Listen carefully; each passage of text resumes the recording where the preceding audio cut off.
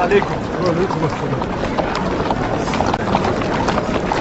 السلام علیکم. السلام علیکم. وعلیکم السلام.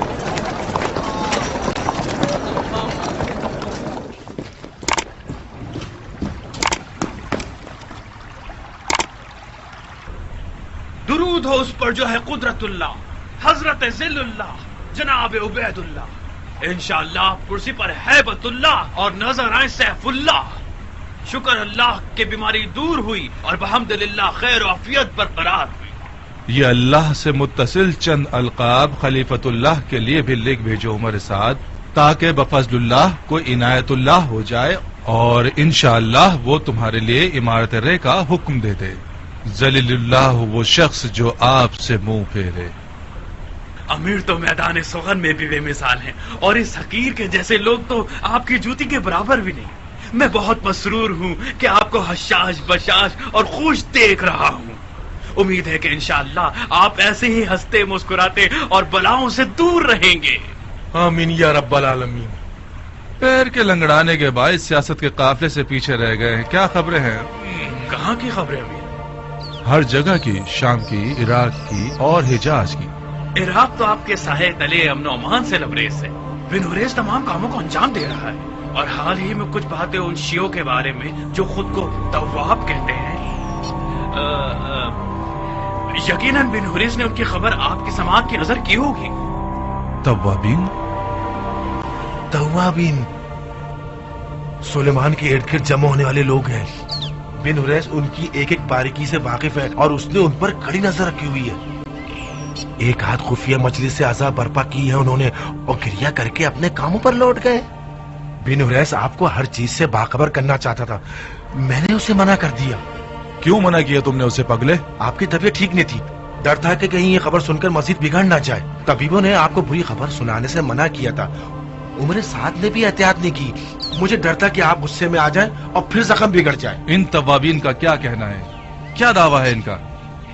لیجیے شیخ صاحب، بیچ بو دیا پالو. میں نے سوچا کہ جناب امیر کو تمام معاملات حاضرہ کا علم ہے، ورنہ میں اپنی زبان چلا لیتا تاکہ امیر کی پریشانی کا باعث نہ بنے. بیجا تکلفات مت کرو، میرا جواب دو.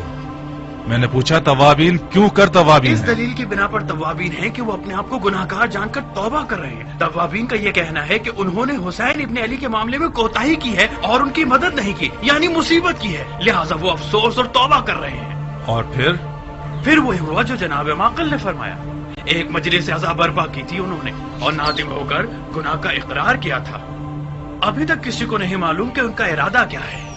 مجھے یہ لگتا ہے کہ وہ غلطی کے ازالے میں حسین ابن علی کے خون کا بدلہ لینا چاہتے ہیں. تعجب ہے، ظاہراً خون حسین خشک ہونے والا نہیں ہے.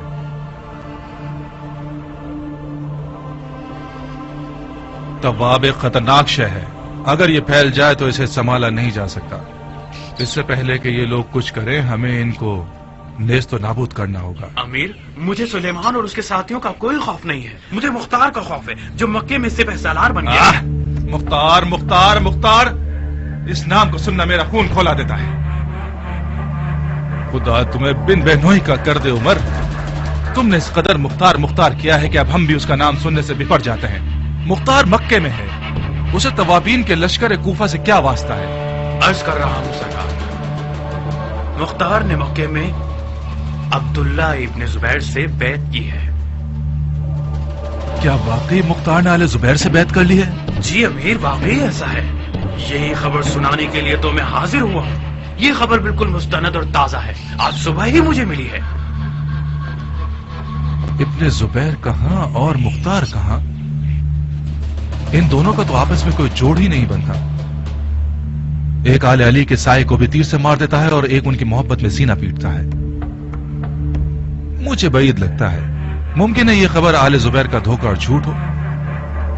مجھے بھی یہی لگتا تھا کہ مختار کی بیعت کی خبر آل زبیر کا دھوکہ ہو، مگر جب میں نے یہ سنا کہ مختار نے شرائط کے تحت بیعت کی ہے اور اپنی بیعت کے بدلے میں حکومت عراق عرب مانگی ہے تو میں سمجھ گیا کہ یہ خبر سچی ہے.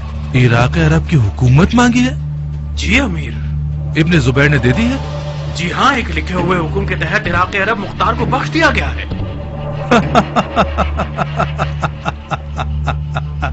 کتنا عجیب حرام خور ہے ابن زبیر، اور کیسا گدھا ہے مختار۔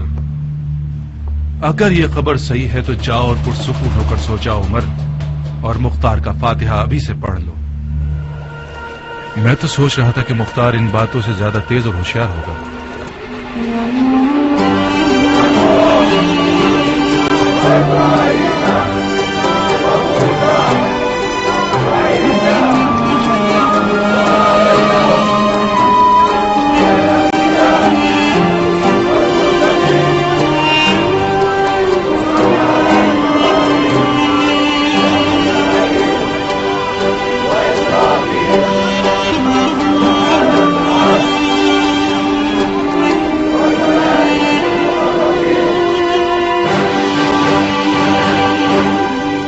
مختار اس بیعت کے بعد شیعوں کی نظر میں اپنی اہمیت کھو دے گا۔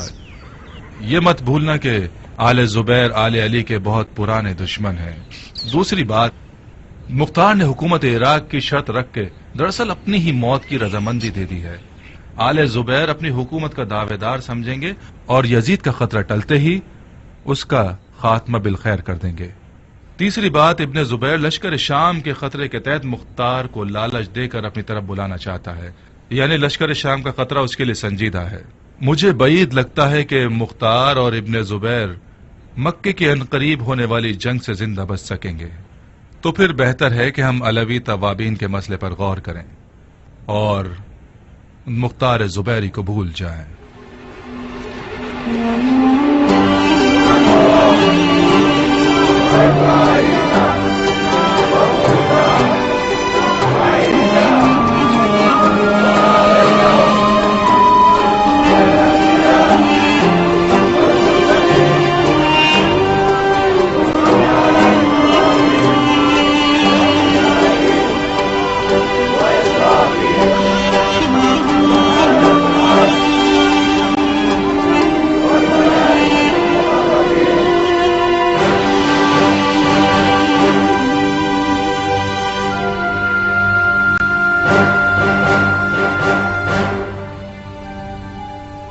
مسلمان بھائیوں،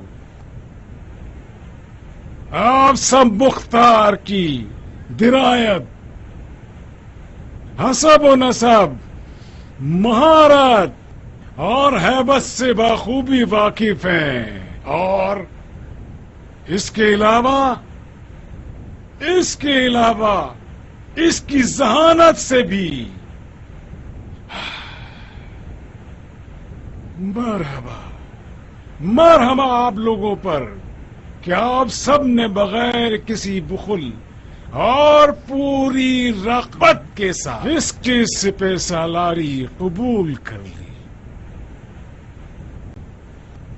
خدا کی فوجوں کی سپہ سالاری ہمیں اور خود جناب غیاث الدین، فخر الدین، سیف الدین، جناب امیر مختار ابن ابو عبید ثقفی کو مبارک ہو۔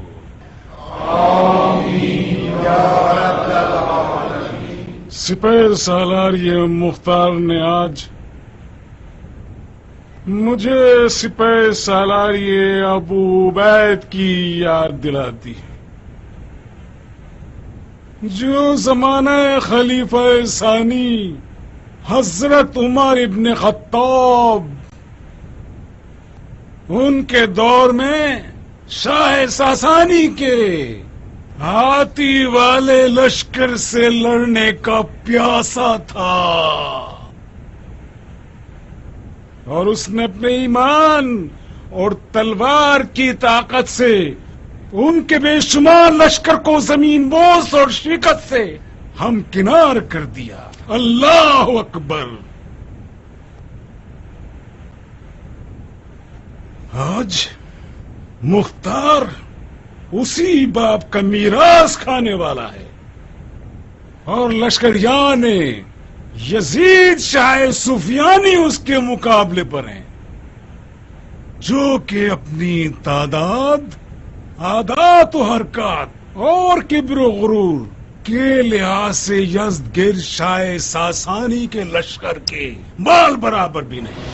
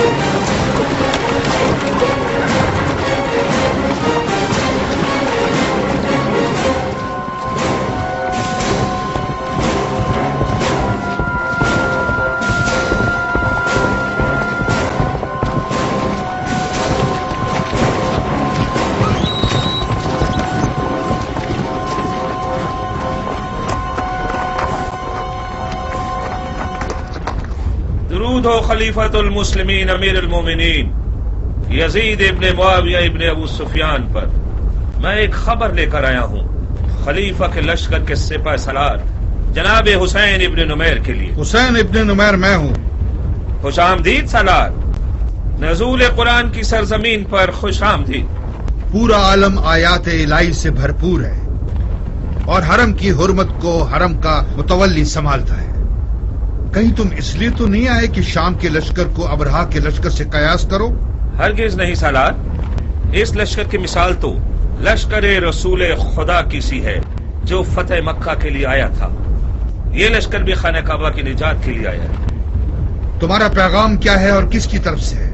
میں مکے کے سفیانی قریش کا قاصد ہوں. ان کی خواہش تھی کہ میں آپ کو یہ خبر دے دوں کہ مکے کے لشکر کی سپہ سالاری مختار کر رہا ہے. مختار؟ کون سا مختار؟ مختار ثقفی. مختار پسر ابو عبید ثقفی؟ جی ہاں، مختار ابو عبید ثقفی، ہاتھیوں کو ڈھانے والا. یقین ہے کہ یہ وہی مختار ہے؟ جی بالکل سالار، میں نے اپنی آنکھوں سے اسے دیکھا ہے. یہ کیسے ہو سکتا ہے؟ مختار کو تو کوفے میں ابن زیاد کا قیدی ہونا چاہیے. یہ مکے میں کیسے نظر آ گیا؟ ایک روایت یہ سنی ہے کہ کوفے کے قید خانے سے فرار ہو گیا ہے، اور ایک اور روایت یہ سنی ہے کہ امیر المومنین یزید نے اس کی آزادی کا حکم دیا ہے. دوسری روایت زیادہ معتبر ہے جناب. کربلا کے فاتحین نے بہت بڑی غلطی کر دی ہے. کوئی بات نہیں، مکہ کی جنگ شام کے لشکر کے لیے تلوار کی مشق کہلائے گی. شاید ہمیں مختار کے ہونے پر ایک تمام حربوں والی جنگ کرنی پڑ جائے. اچھی خبر دی تم نے قاصد. یہ لو تمہارا تحفہ. مکے کے سفیانی قریش سے کہو کہ میں اب بھی تمہاری خبروں کا منتظر ہوں. درود ہو خلیفۃ اللہ حضرت عبداللہ ابن زبیر ابن عوام. ایک خبر لایا ہوں من جانب جناب مصعب.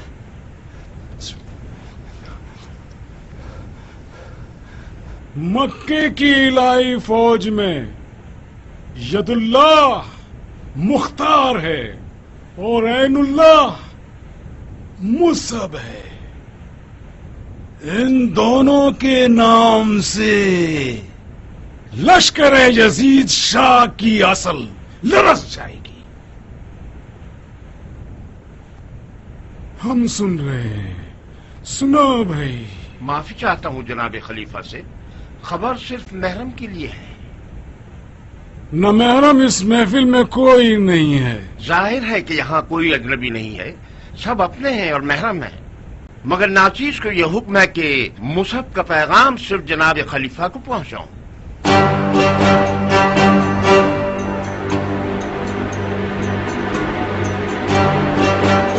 اگر جناب خلیفہ رخصت دے دیں تو حاضرین محفل سے چلے جائیں. نہیں بھائی، ہرگز نہیں. یہ عقل و انصاف کے منافی ہے ابو اسحاق. چلو ادھر آؤ، قریب آؤ. اپنا پیغام ہمارے کان میں کہہ دو.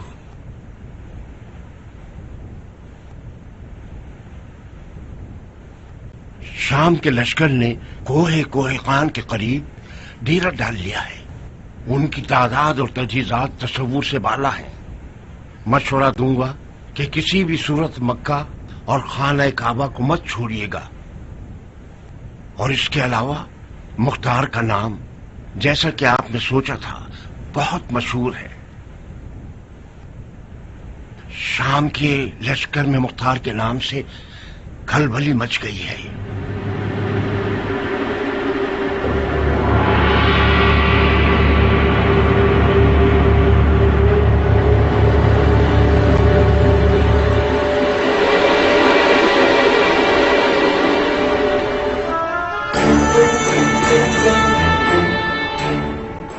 آج مصب کی باری تھی، کل میری اور تمہاری باری ہوگی. یہ جادوگر ہم سب کو خلیفہ کی نظروں میں گرا دے گا. تم خواہ غصہ ہو رہے ہو جعفر. خلیفہ بغیر حکمت کے کوئی کام نہیں کرتے. فی الحال تو کر چکا نا. مصب کا منصب مختار کو دے دیا. تم کیوں تعصب نہیں رکھتے منظر؟ مختار کا غرض ہمارے درمیان نفاق پیدا کرنا ہے. مصب کا منصب حاصل کرنا یعنی اس کو خلیفہ کے دل و دماغ سے نکالنا، یعنی ایک جنگجو بھائی کو خلیفہ سے جدا کرنا.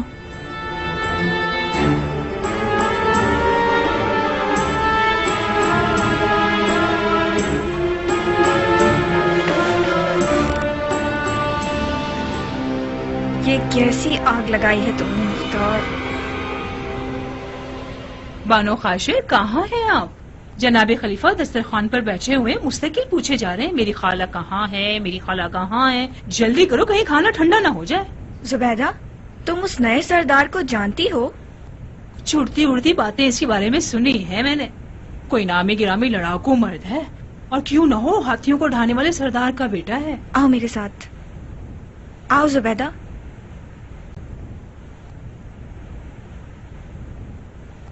سنو، زبیر کے بیٹوں پہ کیسا دن لے آیا ہے یہ شخص. مختار ایک رند ہے، مان لیا، مگر اس کا مقصد ہمارے درمیان علیحدگی کرنا نہیں ہے. وہ عراق کا سوداگر ہے. یہ رہی لکیر، یہ رہا نشان. مختار کا مقصد خلیفہ کی مسند ہے. خدا کی پناہ، تو اس کا مقصد خلیفہ کی مسند ہے. اللہ معاف کرے بانو.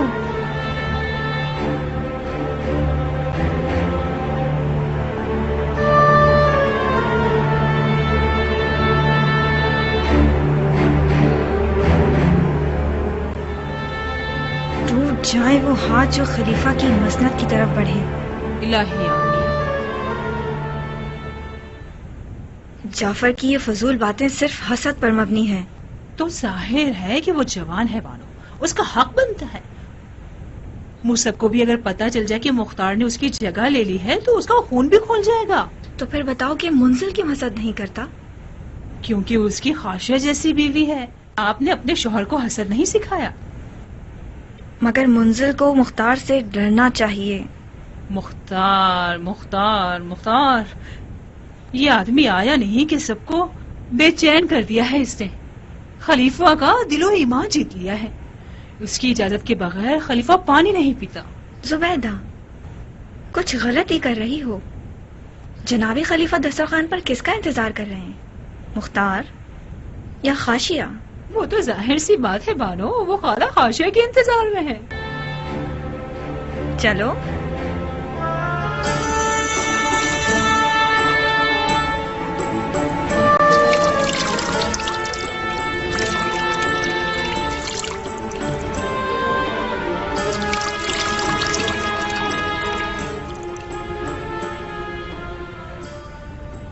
جلیلہ، میں ڈرتا ہوں کہ کہیں اپنے ان لذیذ کھانوں کے ذریعے ہماری جان ہی لے لو گی.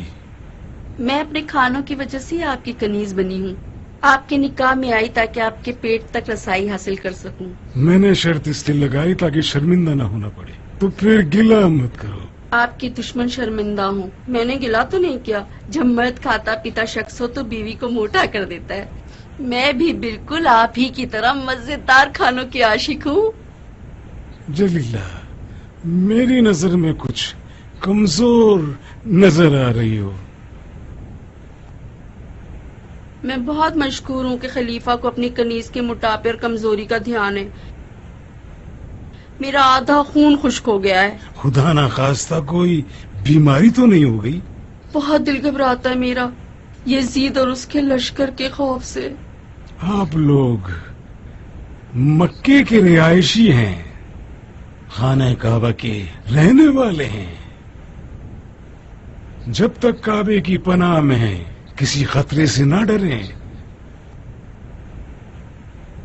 जो इसमें दाखिल हो जाए अमन में रहेगा। लश्कर यजीद का मज़ार रसूल पर हमला करना जलीला के खौफ का बाइस है। वो डरती है कि कहीं खाना काबा की भी बेहुरमती न कर दें।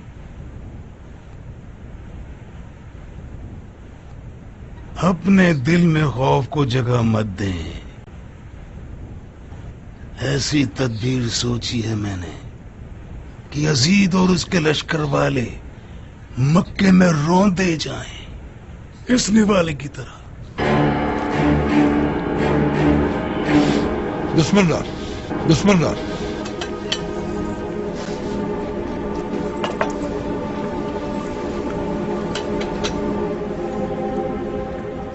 ये जो तदबीर आप फरमा रहे हैं, क्या ये मुख्तार है? दस्तरखान को इंतजार नहीं कराना चाहिए मकरू। अपना खाना खाओ, कहीं मुंह से निवाला न गिर पड़े।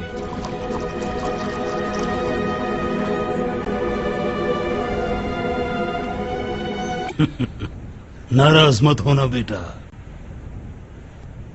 बास आदाब का तर्क करना मुज़िर है। खाने के बाद रुक जाना, हम इस तदबीर के बारे में बात करेंगे। खाओ। जी अच्छा।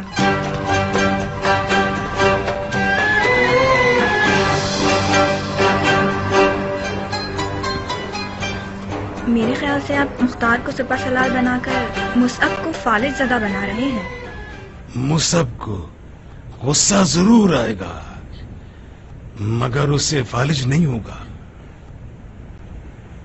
मुसअब हिजाज का नामवर जंगजू सिपाही है, क्या ये बेहतर नहीं रहेगा कि उसे बेजा गुस्सा ना दिलाएं? क्यों नहीं, क्यों नहीं, मगर कोई और चारे कार नहीं है नूर चश्म। मुझे खबर मिली है कि शामियों को मुख्तार का नाम सुनकर वहशत होती है। मुख्तार एक माहिर लड़ाका होने के अलावा मैदान जंग का एक सियासतदान है। यजीदियों पर एक सियासतदान लड़ाका सिपाही का खौफ कहीं ज्यादा होगा बनिस्बत उस मुसअब के जो मेरे बाबा जुबैर की तलवार के सहारे हिजाज में मशहूर है।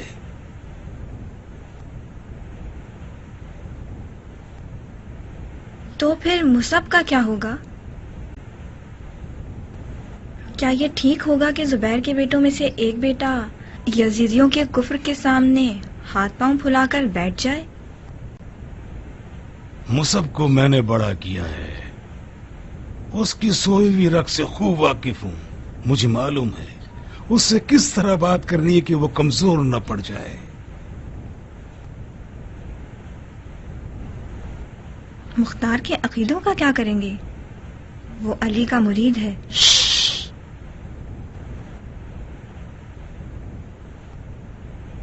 हमारी हुकूमत में मुख्तार अपने इन अकीदों की वजह से नफरत और लानत का मरकज है।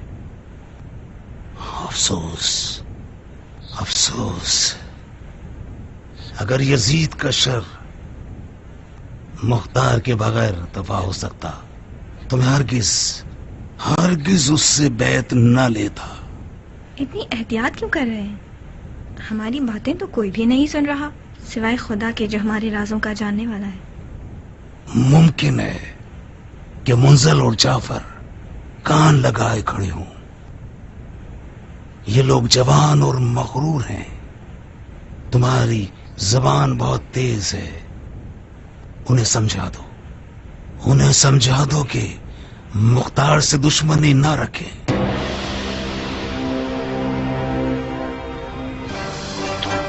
जाफर, मुख्तार ने बहुत बुरी तरह से भाई का दिल डुबाया है।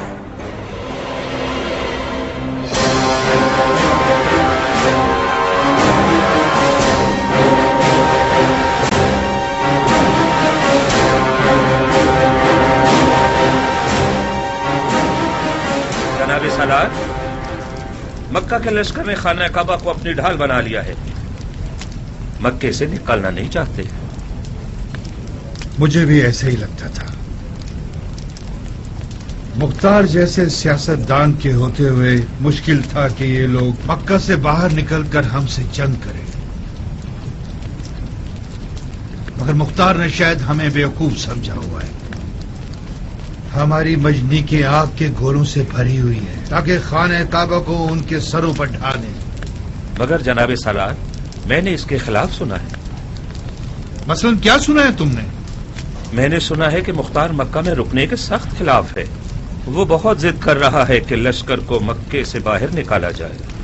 تو پھر لشکر کے سپہ سالار سے کون مخالفت کر رہا ہے؟ بظاہر تو یہ خود زبیری خلیفہ کی رائے ہے۔ اس حجاز کے موٹے سانڈ خلیفہ کو جنگ کے آداب سے کیا لینا دینا؟ اس کا ماننا یہ ہے کہ اگر خانہ کعبہ میں رہیں گے تو جن و ملائکہ کے لشکر ان کی مدد کے لیے پہنچیں گے۔ عجیب قسم کا گدھا ہے یہ حجاز کا احمق خلیفہ۔ محمد جو کہ رسول خدا تھے اور ان پر وہی نازل ہوتی تھی، وہ بھی جنگی معاملات میں اپنے لشکر کے سرداروں کی رائے سنتے تھے۔ یہ آدمی تو خود کو ان سے بھی آگے سمجھتا ہے۔ اگر یوں ہی چلتا رہا تو ایک دن علم غیب اور نزول وحی کا دعویٰ بھی کر لے گا۔ اس کا مطلب ہے ہمیں جن و ملائکہ کے نہ دکھنے والے لشکر سے مقابلہ کرنا ہوگا۔ مجھے ایسی جنگ کا تجربہ کرنا برا نہیں لگے گا۔ مکہ کے ان سفیانی قریشوں سے کہو کہ شامیوں کی آگ کے گولے دوست اور دشمن میں فرق نہیں رکھتے۔ جب مجنی کی آگ برساتی ہیں تو وہ ہر خشک اور تر کو ایک ساتھ جلا دیتی، تو پھر بہتر ہے کہ مکہ سے نکلا۔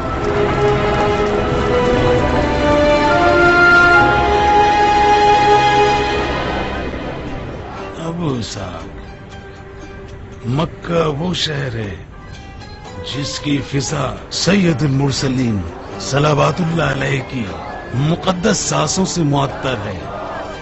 خانہ کعبہ پر پروردگار عالم کی خاص لطف و عنایت ہے، شامیوں کو یہی خوفناک ہے۔ خانہ کعبہ اور مکہ بقول خود آپ کے نہ تو یزید شاہ کے لیے مقدس ہے اور نہ اس کے جرار لشکر والوں کے لیے۔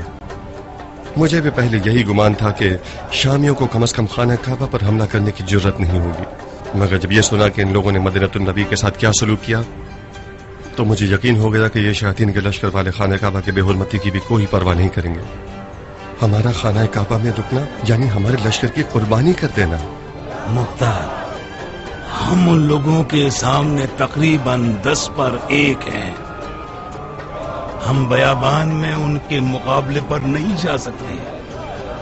ہماری آج کی مثال بالکل جنگ عذاب کی سی ہے۔ جب سید المرسلین نے دیکھا کہ وہ کفار کے 12,000 افراد کے لشکر کا مقابلہ نہیں کر سکتے تو انہوں نے بھی جنگ میں مدینے اور خندق کا سہارا لیا تھا۔ مدینہ النبی کی زمین میں پانی ہے اور وہ زمین خاک کی ہے۔ جب ہی مسلمانوں نے دشمنوں کے لیے خندق کھودی کیونکہ کھود سکتے تھے۔ ہم مکے میں خاک کہاں سے لائیں جبکہ نہ اس کی زمین میں نمی ہے اور نہ ہی کلہڑی اس کی پتھریلی زمین پر اثر انداز ہو سکتی ہے۔ کعبہ ہے ہمارے پاس، کیا معجزہ کعبہ یہ خندق کی طاقت سے کم ہے؟ کیا غلطیاں کر رہے ہو شیخ؟ شیخ نہیں، تم ہماری بیعت میں ہو ابو صاحب، ہم تمہارے خلیفہ ہیں۔ خلیفہ کچے اور غیر سنجیدہ افکار سے بری ہوتا ہے۔ خلیفہ بہت کم غلطی سرزد کرتا ہے۔ خلیفہ عاقلانہ فکر رکھتا ہے اور اپنے ہوش و حواس کی بنیاد پر میدان میں اترتا ہے، صرف غیب کے بھروسے پر نہیں۔ ہم مکے میں رہ کر گھٹ جائیں گے، راستے بند ہو جائیں گے۔ معافی چاہتا ہوں، اس سوچ پر چلے تو میں استعفیٰ دینے پر مجبور ہو جاؤں گا۔ میں کسی ہارنے والے لشکر کا سپہ سالار نہیں ہونا چاہتا۔ تم حد سے زیادہ تعصب دکھا رہے ہو مختار۔ مجھے تم پر یقین نہ ہوتا تو تمہیں سپہ سالار نہیں بناتا۔ کیا فائدہ ایسے سپہ سالار کا جس کا کوئی اختیار نہیں ہے؟ آپ مصعب کی بات سنتے ہیں تو بہتر یہ رہے گا کہ اسی کو سپہ سالار بنا دیں۔ تمہیں مصعب ناپسند ہے کیا؟ کیسی باتیں کر رہے ہیں آپ؟ مجھے مصعب سے کیا مسئلہ درپیش ہو سکتا ہے جب میں اسے ملا ہی نہیں؟ میرا کہنا یہ ہے کہ اگر آپ کو مصعب کی درائیت اور سمجھداری پر یقین ہے تو بہت خوب، پھر اسے لشکر کا سپہ سالار کیوں نہیں بنا دیتے آپ؟ وعدہ کرتا ہوں کہ میں ایک اطاعت گزار اور فدائی سپاہی کی طرح اس کی رکاب میں شمشیر زنی کروں گا۔ یہ کیوں سمجھتے ہو کہ میں مصعب کے کہنے پر مکے سے نکلنے کا مخالف ہوں؟ کیونکہ ہم نے آپس میں طے کر لیا تھا، ہماری کچھ بات چیت ہوئی تھی، مگر جب سے مصعب کے قاصد نے آ کر آپ کے کان میں کچھ کہا آپ بالکل بدل ہی گئے۔ میں آپ کے معاملات میں گھسنا نہیں چاہتا،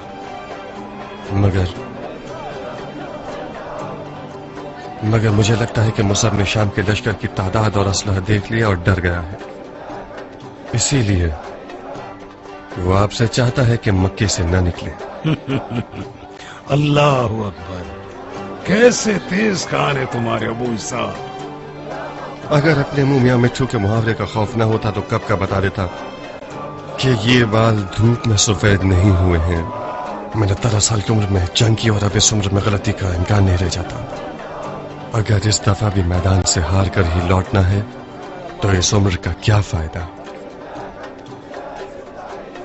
مطلب ہمارے لشکر کی قلت کے باوجود اور دشمن کے لشکر کی زیادتی کو دیکھتے ہوئے کیا اب بھی تم اپنے لشکر کو شہر سے باہر لے جانا چاہتے ہو مختار؟ جی ہاں، مکہ اور خانہ کعبہ کا حصار ایک ایسی شہر ہے جو کہ ہمیشہ رہے گی۔ ہم مکے سے باہر شامیوں سے لڑنے جائیں گے، اگر ہمارے لیے مواقع تنگ ہو گئے تو ہم پیچھے آ جائیں گے اور مکہ کو ایک پرامن حصار میں بدل دیں گے۔ بہت خوب، بہت خوب۔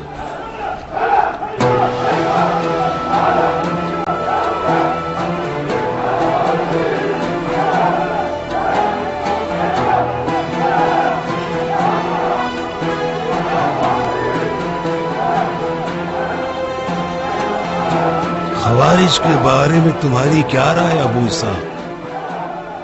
اب تک کئی بار ان لوگوں نے پیغام بھجوایا ہے کہ لوگ ہمارے ساتھ مل کر یزیدیوں سے لڑنا چاہتے ہیں۔ خوارج کے بارے میں میرا نظریہ باپ کے قاتل سے دوستی کرنے سے ہے۔ میں دل سے ان لوگوں کا شدید مخالف ہوں، مگر پھر بھی آ جائیں کوئی بات نہیں، ان کی آگ کو انہی کے دامن میں ڈال دیں گے۔ مگر ان کی صرف ظاہر کو دیکھنے والی آنکھوں سے محتاط رہنا۔ ممکن ہے پھر کوئی تکلیف محسوس کریں اور وہی اپنا پرانا لا حکم الا للہ کا نعرہ لگانا شروع کر دیں۔ اس ساتھ کے بدلے کیا چاہتے ہیں؟ ہمیں نہیں پتا۔ نہیں پتا تو پھر ان کے ساتھ مذاکرات کیوں نہیں کر لیتے؟ نہیں ابو صاحب، میں اس گروہ کی زبان نہیں سمجھتا۔ یہ وہ بار گرا ہے جو میں تمہارے ذمہ سونپ رہا ہوں۔ ان کا پیشوا ایک عجیب سا بڈھا ہے جس کا نام ہے نجدہ ابن عامر۔ تم خود اس سے بات کرو اور دیکھو کیا چاہتے ہیں۔ میرا اس گروہ کو دیکھ کر دماغ خراب ہونے لگتا ہے۔ انشاءاللہ کامیاب رہو ابو صاحب۔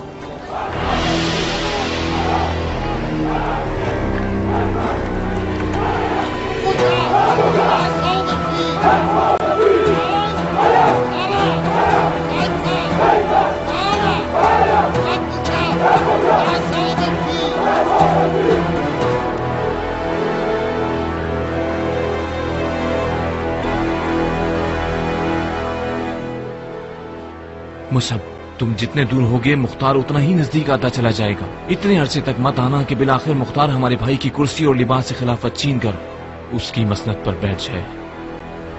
مصعب، مختار نے بھائی پر جادو کر دیا ہے، وہ مختار کی اجازت کے بغیر کچھ نہیں کرتے۔ سب کو سمجھ آ گیا ہے کہ خلیفہ نے مختار کی رائے کو مصعب کی رائے پر ترجیح دی ہے۔ مختار لشکر کو باہر نکالنا چاہتا ہے، وہ مکہ کو ترک کرنے پر راضی ہو گئے ہیں۔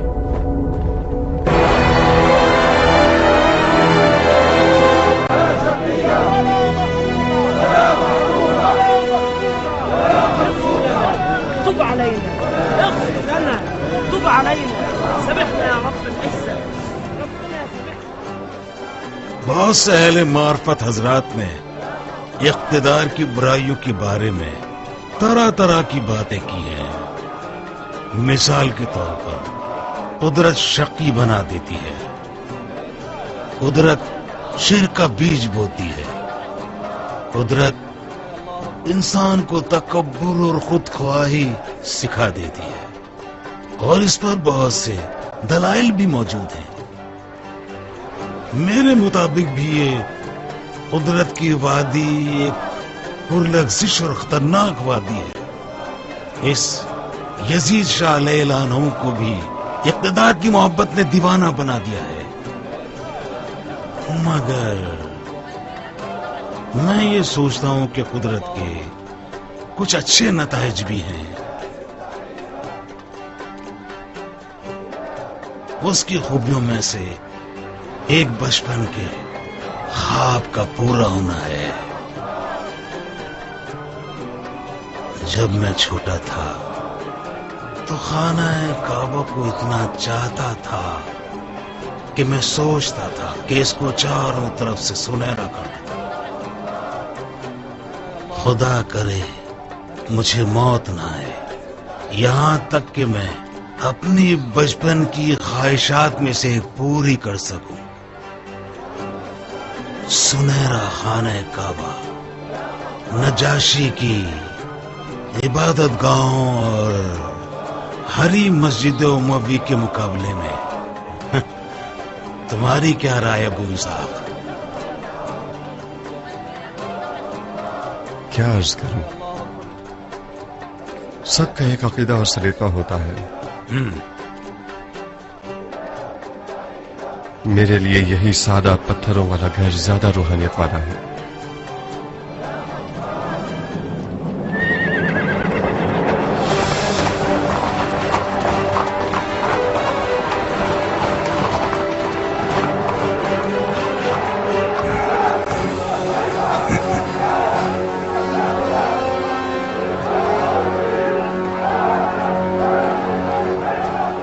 مصعب میرے بھائی،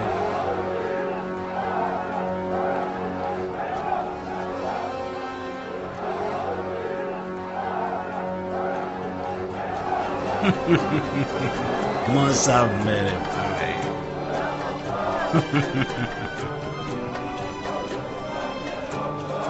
کعبے کو روبرو تعظیم کرنا سانس لینے سے بھی مقدم ہے. مرحبا.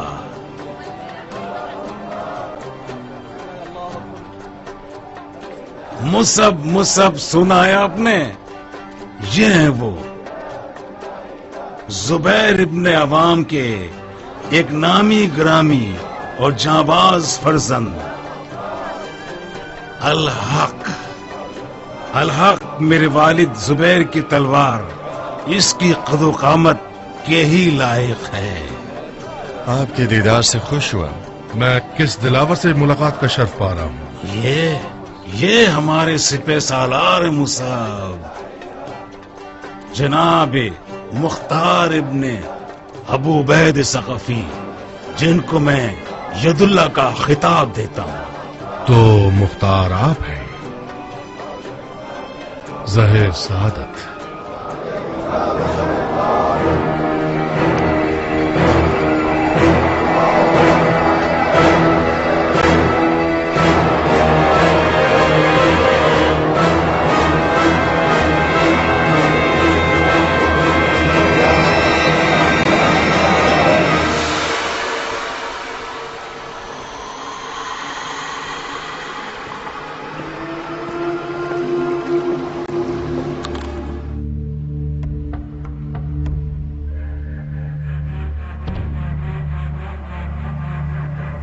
میں مختار ثقفی ہوں، حاکم عراق عرب. یہ ہے میری امیری کا حکم. یہ حکم آپ کو کس نے دیا؟ آپ کے بھائی خلیفہ نے. جاؤ میری جان، جاؤ کھیتی باڑی کرو اور حکومت کو اس کے اہل کے پاس رہنے دو. جاؤ. ویسے میں کھیتی باڑی میں خوب مہارت رکھتا ہوں. میں کوفے کے دارالعمارہ پر ہل چلانے اور اس کی مٹی میں انجیر اور زیتون کی فصل اگانے آیا.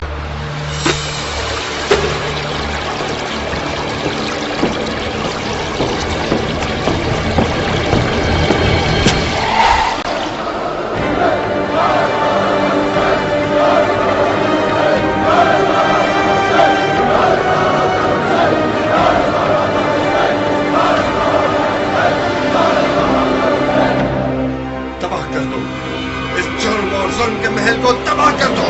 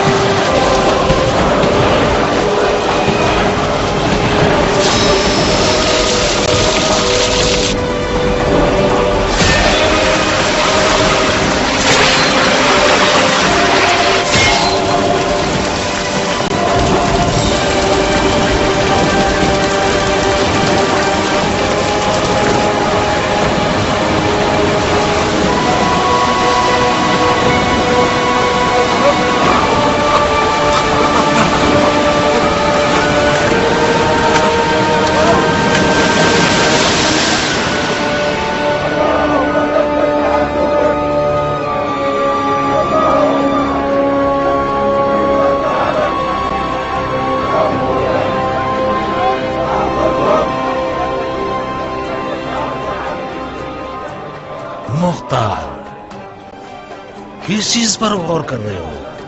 کہاں ہو؟ جو گراں قدر میراث جناب مصعب کی کمر پر بندھی ہوئی ہے، وہ اس امر کا باعث ہوئی کہ میں کچھ دیر کے لیے طی العرض کر کے رسول خدا اور زبیر کے دور میں چلا جاؤں. وہ دن مجھے یاد آ گئے کہ یہ تلوار رسول خدا کے رکاب میں معجزے دکھاتی تھی. رسول خدا اور زبیر کے دور میں چلے گئے تھے یا علی اور زبیر کے دور میں گئے تھے؟ آپ کے بھائی ممانعت نہیں کرتے تو میں جنگ جمل اور علی اور زبیر کے دور میں بھی پہنچ جاتا. کیا تمہیں یقین ہے کہ تم صحیح جگہ پر آئے ہو؟ یہ جگہ سرزمین حجاز ہے اور یہ گھر خانہ کعبہ ہے، اور یہ میرے برادر بزرگوار پہلے زبیری خلیفہ ہیں جن کی بیت میں پورا حجاز ہے. میں صحیح راستے پر چل کر آیا تھا خانہ کعبہ کے طواف کے لیے، مگر شاید حب دنیا میرے دل میں تھی جو خدا نے مجھے اہل دنیا سے ملا دیا. یعنی زبیر کے بیٹے دنیا کے طلبگار ہیں؟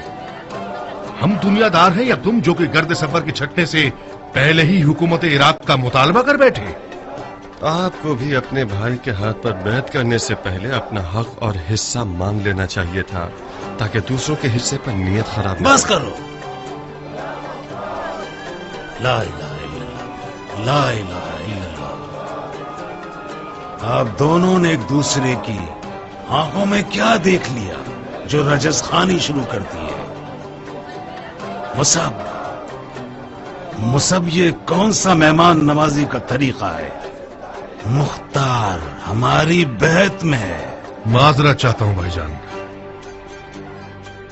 ابلیس نے کچھ وسوسہ کیا جس کی بنا پر میں نے مختار کو اپنے دشمن کے روپ میں دیکھا. معذرت چاہتا ہوں مختار. اصل میں مجھے جناب مصعب سے کوئی گلہ نہیں ہے. میں نے بھی کچھ دیر کے لیے اس غاصب دشمن کے روپ میں دیکھا جس نے میری حکومت کے تخت پر قبضہ کر لیا. انسان ایک بہت عجیب سی مخلوق ہے. مجھے نہیں معلوم کہ جو لوگ مرنے کے بعد کی دنیا کا انکار کرتے ہیں وہ لوگ خواب و خیال کی کیا تفسیر پیش کرتے ہیں. بہت عجیب ہے. ابھی کچھ دیر پہلے میرا جسم آپ کے سامنے تھا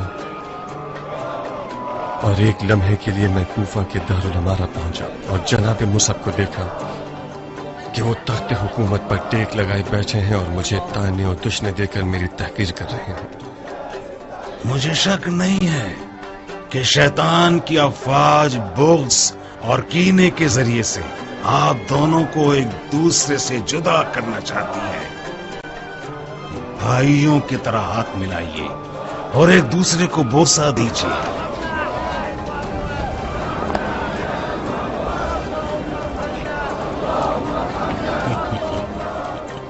مرحبا مرحبا. شاباش ہو تم دونوں پر.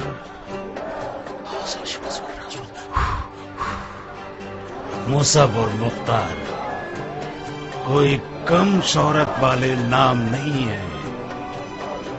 اگر ہاتھ میں ہاتھ ڈال کر چلو تو یزیدیوں کی جڑیں کاٹ دو.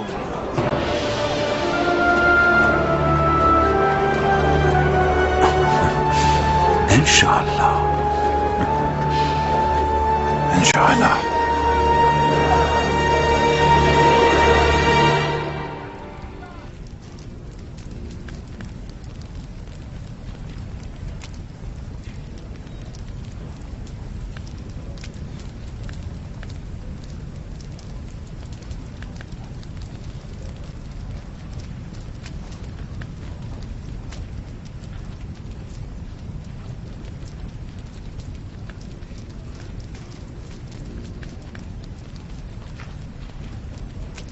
मुसब,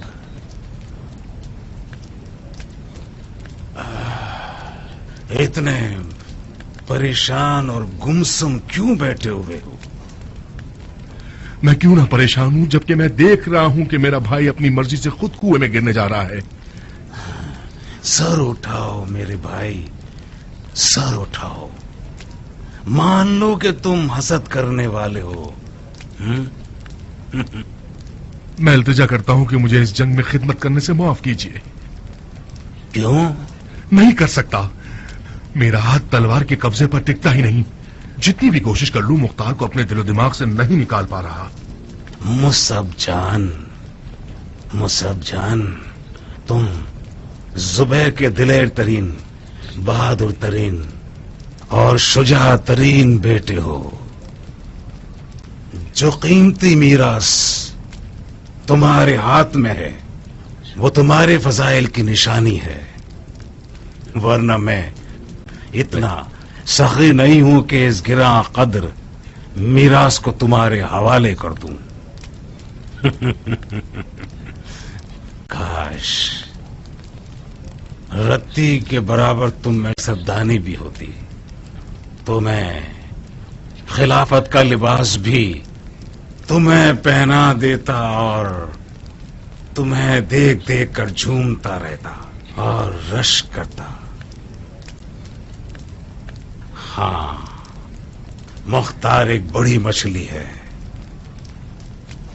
और इराक की हुकूमत उसकी चाल है, ताकि हम उसकी गंदी नीयत को ना समझ सकें।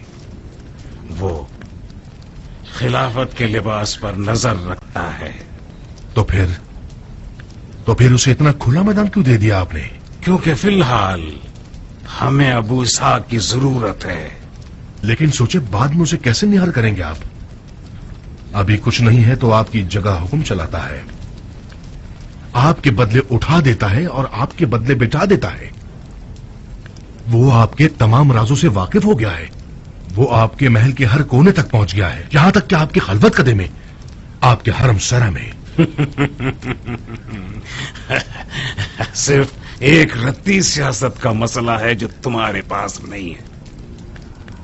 मुसब जान, जब बड़ी मछली का शिकार करना हो तो एक छोटा खंजर अपने आस्तीन में छुपा लो और कोशिश करो कि वो तुम्हें निगल जाए।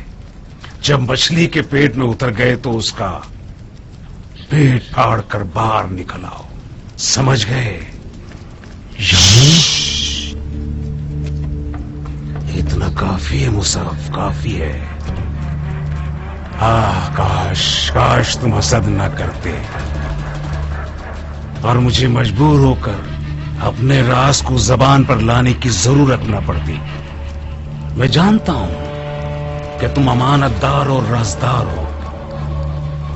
मुसब, तलवार के कब्जे पर हाथ रखो और मुख्तार के कदम से कदम मिलाकर चलते रहो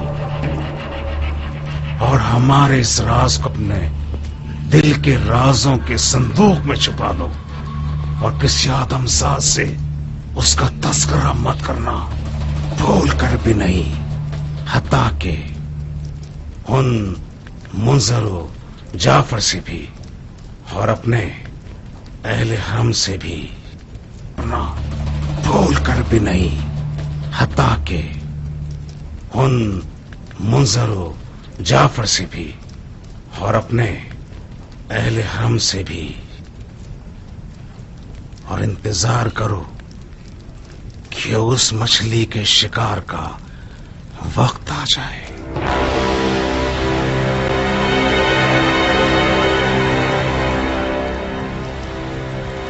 है कि भाई